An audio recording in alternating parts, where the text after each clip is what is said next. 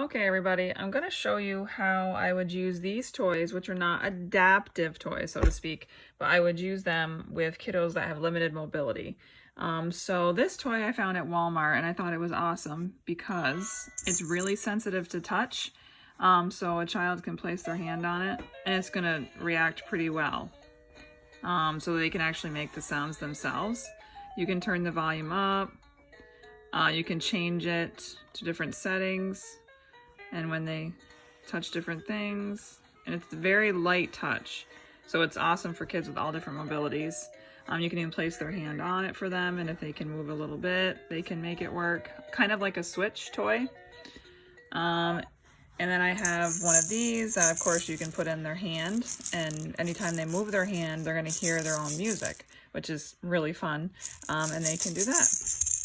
I also have one of these squeeze toys that are actually good for separating the hand so it's not so tight and stretching it out. So you can put these in their hand and they can hold on to it, and it will help with not having so much tightness in the hands and stretch it out a little bit with the fingers.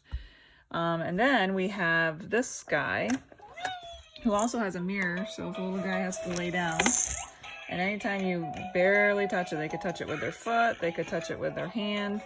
It's going to react really well to very light touches. So this is another example of a good typical toy that can be used with kids with different mobility levels. Then I have some really tiny blocks that you could stack up. And most kids love to knock blocks down. So you could put them near their, like next to them, and when they're laying down, if they get their hand close enough, they can knock them over.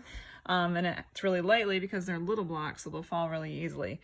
So there's just some ideas of typical toys that can be used for kids with limited mobility, and they can have some fun too.